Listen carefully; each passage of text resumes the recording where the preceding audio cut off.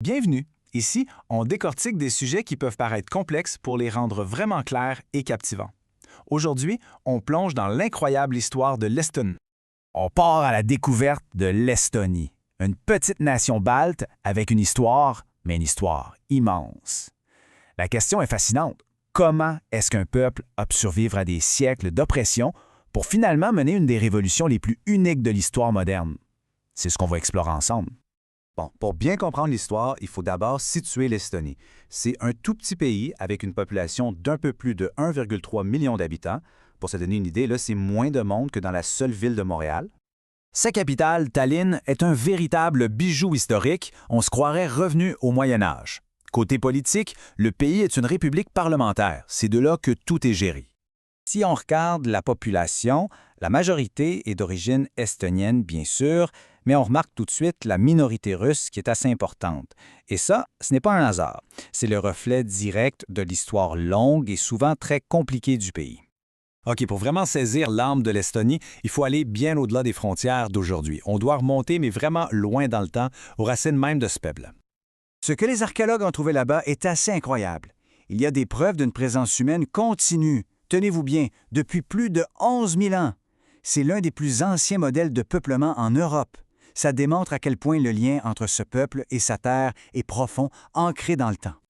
Mais cette très longue histoire de stabilité a été mise à très rude épreuve. Pendant des siècles, l'Estonie est devenue le terrain de jeu, ou plutôt le champ de bataille, des grandes puissances qui l'entouraient. Et il faut s'imaginer ça. Pendant plus de 700 ans, le destin de l'Estonie n'était pas entre les mains des Estoniens. Le pays a été dirigé par des chevaliers allemands, par des rois suédois, puis par des tsars russes.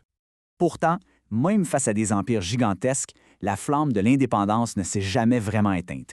Il y a eu des révoltes, encore et encore, qui montraient que le désir de liberté était toujours là, bien vivant. Alors, si on ne peut pas gagner par la force militaire, comment fait-on pour ne pas disparaître? Eh bien, les Estoniens ont trouvé une autre façon de résister et de protéger leur identité, la culture. En 1869, alors que l'Estonie est sous le contrôle de l'Empire russe, quelque chose de fou se produit. 845 chanteurs et musiciens se réunissent pour le tout premier festival de la chanson estonienne. C'était pas juste un concert, c'était un acte politique, le début du réveil national. C'est un leader du mouvement, Jakob Hurt, qui a le mieux résumé cette philosophie. Il a dit que l'Estonie ne serait peut-être jamais une grande puissance militaire, mais qu'elle devait absolument être grande par l'esprit. Cette idée-là est devenue le cœur même de la résistance estonienne. Ces festivals sont donc devenus bien plus que de la musique. Ils sont devenus le cœur battant de la nation, une sorte de forteresse pacifique où la langue et la culture estonienne, tout ce qu'on essayait d'effacer, pouvaient non seulement survivre, mais s'épanouir. Et c'est là que l'histoire devient absolument fascinante. Toute cette force culturelle, cet esprit de résistance tranquille, va se transformer en une véritable arme politique. Vers la fin des années 80, on sent que l'Union soviétique commence à faiblir. Les Estoniens se sont dit « c'est le moment ».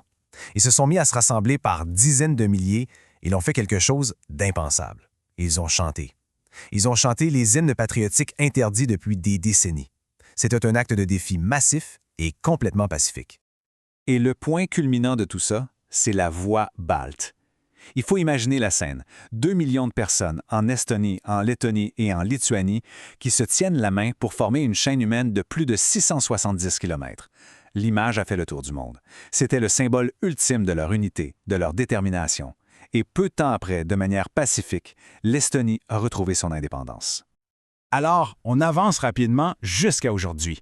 À quoi ressemble la nation qui est née de cette histoire incroyable? Aujourd'hui, l'Estonie est un pays résolument moderne. C'est un membre à part entière de l'Union européenne et de l'OTAN. Mais c'est aussi et surtout un leader mondial en matière de technologie. On l'appelle même la Estonie. Et ce qui est magnifique, c'est que malgré toute cette modernité, cette avancée technologique, l'identité estonienne reste profondément liée à ses racines, à la nature que son peuple a si longtemps défendue.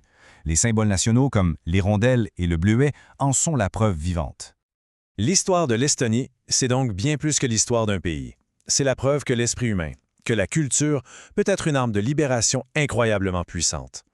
Alors on se pose la question, après avoir lutté pendant des siècles juste pour exister, quel sera le prochain chapitre pour cette nation si résiliente?